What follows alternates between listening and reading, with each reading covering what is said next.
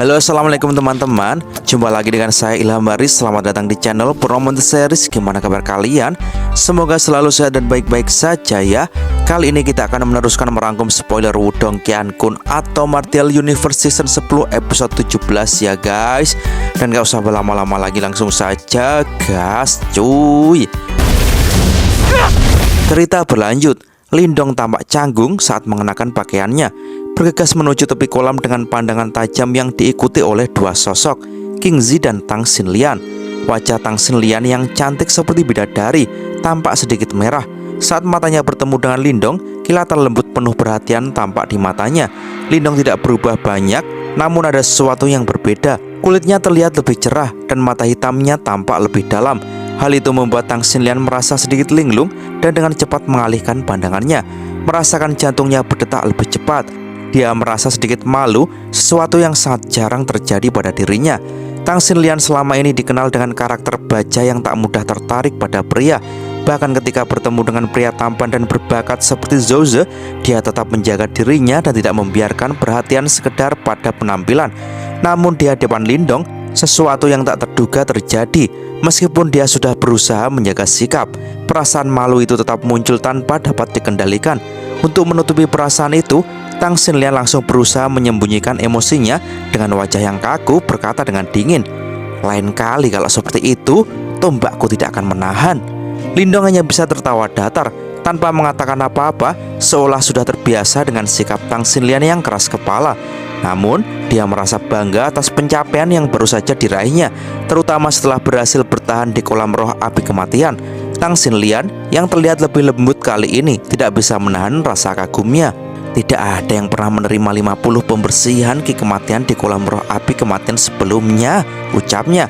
Mendengar perkataan ini, Lindong merasa sedikit malu dan terkejut. Tapi dia mengakui dalam hatinya bahwa dia memang hampir tidak bisa bertahan. Kolam roh api kematian benar-benar menakutkan dan dia merasa lebih kuat setelah menghadapinya. Namun, saat Lindong hendak berbicara lebih lanjut dengan Tang Xinlian, suara tertawa terdengar dari samping. Mo Luo dan King Zi yang telah diam-diam mengamati mereka tampak tersenyum nakal. Mereka berdua tampak sangat menghibur diri dengan perasaan malu yang sedikit menghinggapi Tang Xinlian. Lindong terbatuk kering mencoba untuk menahan tawa. Tang Xinlian yang tidak terbiasa dengan ejekan langsung menatap Mo Luo dengan tajam lalu berkata, "Kalau kamu berani mengejekku lagi, aku akan latihan lebih keras dan kamu yang akan mengurus aula api ilahi sendirian." Mo Luo yang semula tertawa terpaksa menurunkan senyumannya. Tang Xinlian memang wanita yang kuat dan dia tahu persis cara untuk membungkam orang dengan kata-katanya. Mo Luo yang mengelola aula api ilahi tahu betul bahwa dia tidak akan bisa menang melawan Tang Xinlian dalam hal ini. Lindong yang menyaksikan interaksi mereka hanya bisa tersenyum dalam hati. Setelah semua itu, dia merasa lebih tenang karena dia tahu bahwa dia kini berada pada ranah yang lebih kuat. Kekuatan Lindong memang telah berkembang pesat. Kini, dia berada pada ranah awal kematian mendalam dan kekuatan Yuannya bahkan mengalir dengan cara yang lebih kuat dan terkendali. Melihat perubahan pada dirinya, dia sadar bahwa jika dia bertemu dengan musuh di masa lalu, seperti Hua Chen atau Su Xiu, dia pasti bisa menghadapinya dengan lebih baik. Dengan kemampuan yang kini dimilikinya, bahkan lawan pada ranah kematian mendalam yang sempurna pun sepertinya bukan lagi ancaman. Sementara itu, Mo Luo dan King Zi tampak saling bertukar pandang dengan Lindong. Setelah diskusi lebih lanjut, mereka memutuskan bahwa sudah saatnya Lindong pergi ke wilayah iblis. Mo Luo yang tahu betul betapa berbahayanya wilayah tersebut menawarkan untuk mengirimkan seseorang yang berpengalaman untuk membantu Lindong dalam pencariannya. Lindong yang merasa khawatir tentang keselamatan teman-temannya, terutama Xiaoyan dan Martin. Dia lebih tenang setelah mendengar tawaran itu. Dia tahu bahwa dengan bantuan dari aula api ilahi, perjalanan ini akan lebih mudah. 3 hari kemudian, Lindong berdiri di puncak tertinggi di kota api berapi-api, memandang ke arah puncak gunung. Di sana, fluktuasi spiritual yang sangat kuat terasa, menandakan bahwa persiapannya untuk berangkat ke wilayah iblis sudah selesai.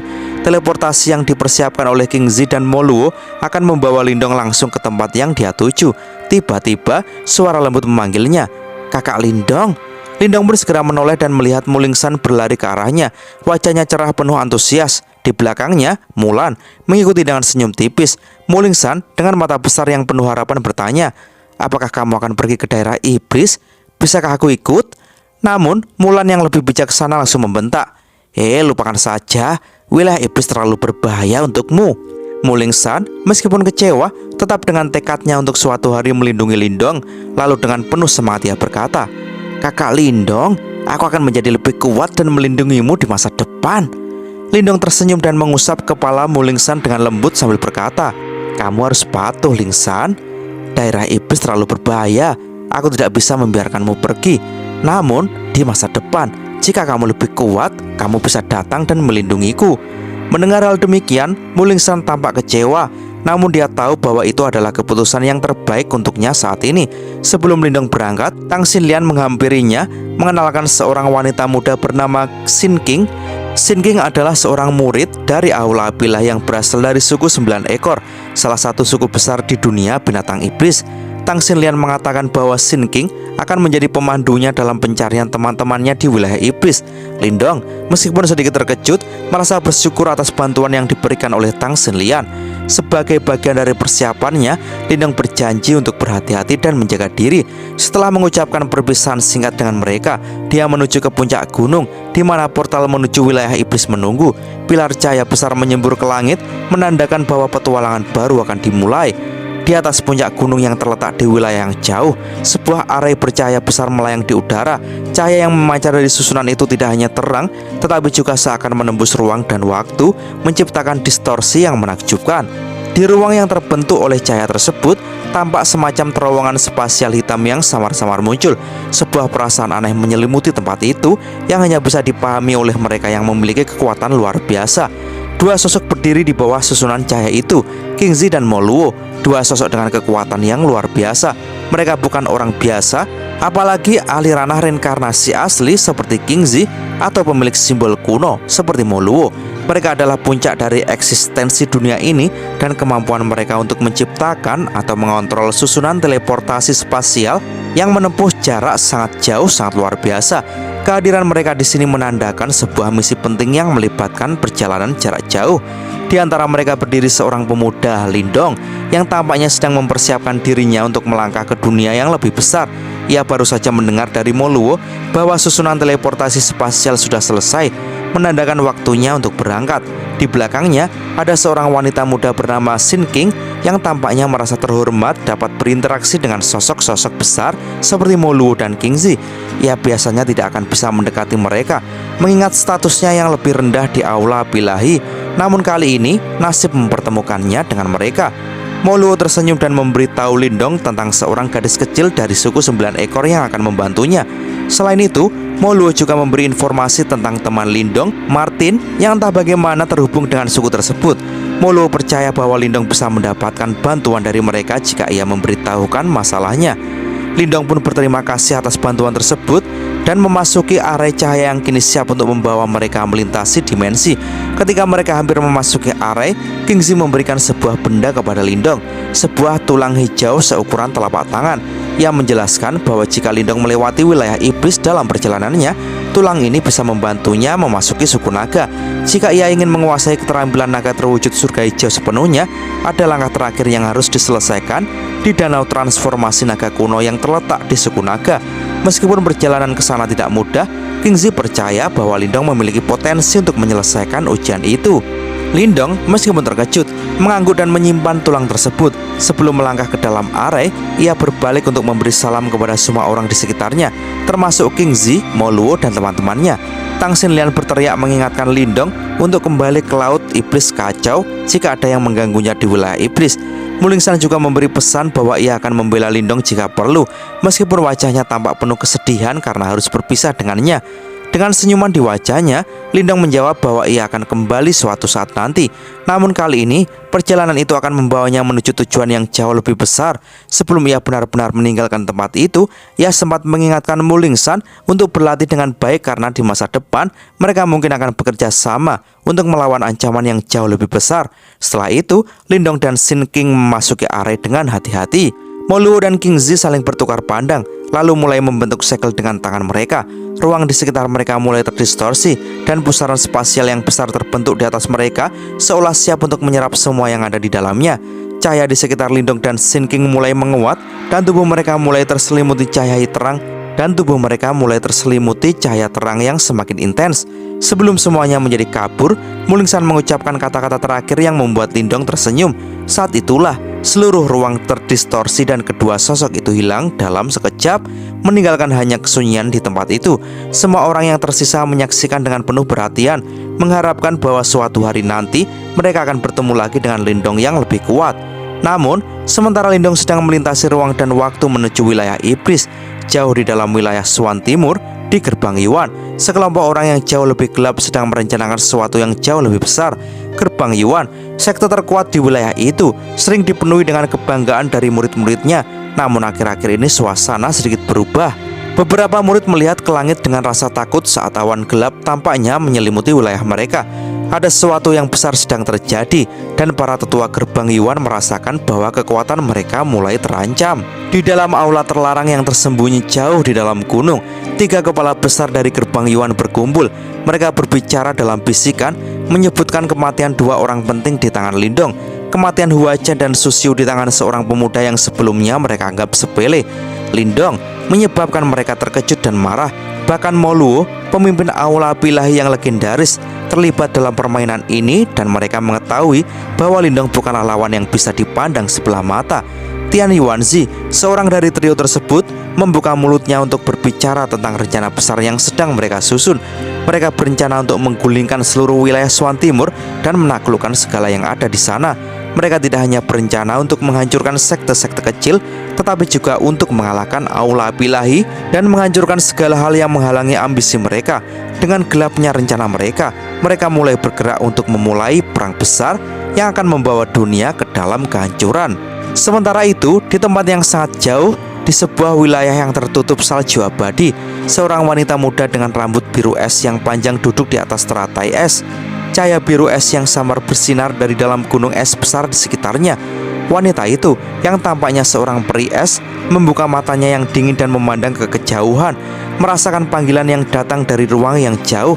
Suara lembut memanggilnya, dan dia segera tahu bahwa itu adalah sesuatu yang berhubungan dengan simbol kuno es.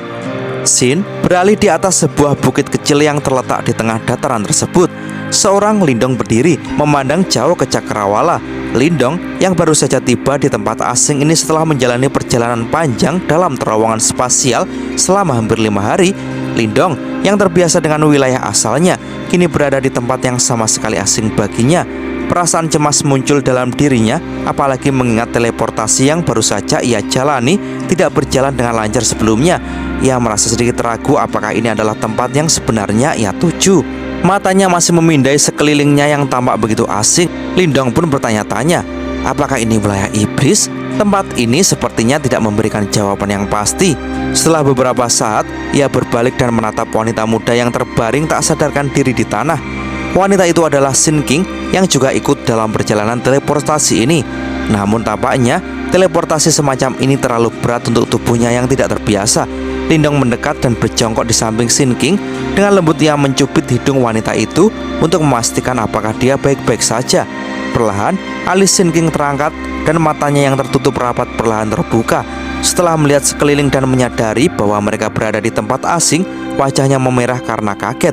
Dengan cepat ia menahan dirinya dan bergerak mundur, takut akan apa yang baru saja terjadi. Dengan suara yang terdengar cemas dan takut, Sin King bergumam, Tuan Lindong? Lindong yang merasa sedikit malu tersenyum dan menjelaskan, aku kira kamu pingsan, jadi aku memeriksa apakah semuanya baik-baik saja. Sin King yang masih merasa canggung dengan hati-hati meminta maaf. Aku minta maaf. Lantas Lindong pun menjawab dengan lembut, tidak apa-apa. Lindong tampak merasa sedikit tidak nyaman dengan rasa hormat yang terlalu besar yang ditujukan oleh Sin King.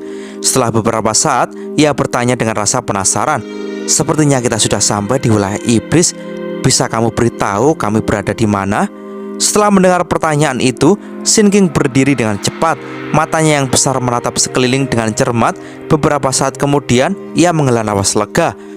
Lalu, dengan wajah yang tersenyum, Sin King berkata, Tuan Lindong, sepertinya kita berada di wilayah perang binatang.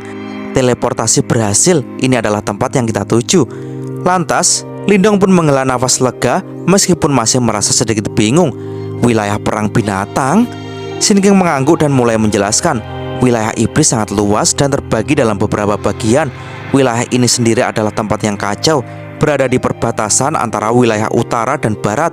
Di sini banyak terjadi konflik antara berbagai faksi besar yang membuat tempat ini menjadi wilayah yang penuh dengan kekacauan. Ia melanjutkan, di luar wilayah perang binatang, ada banyak faksi yang lebih besar dan lebih kuat yang menguasai daerah mereka masing-masing. Namun, tempat ini diperintah oleh tiran-tiran yang sangat kuat. Yang terkuat di sini adalah 8 komandan iblis yang hebat. 8 komandan iblis? Lindong merasa bingung mendengarnya.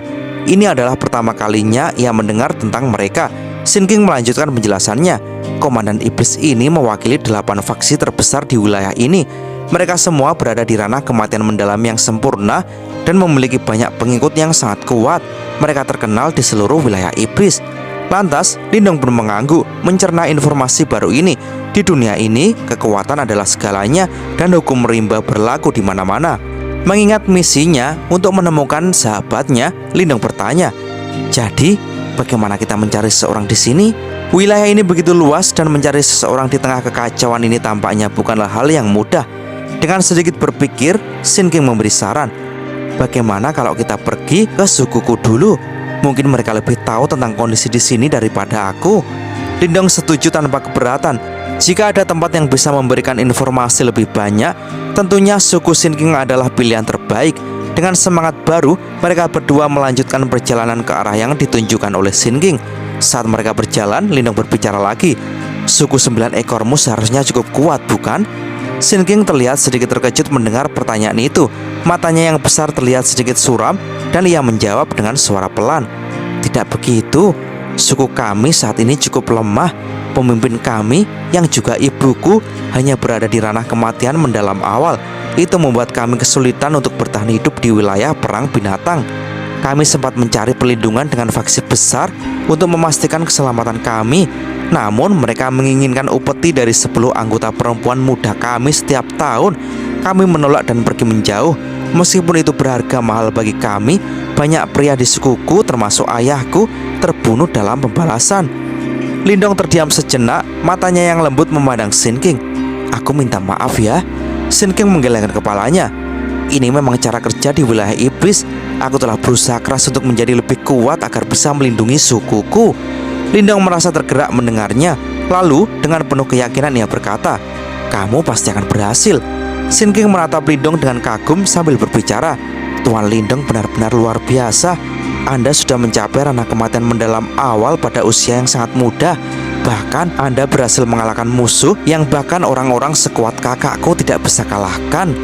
Lantas Lindong tertawa, merasa sedikit malu sambil berkata, "Ah, kalian semua berpikir aku tidak normal ya."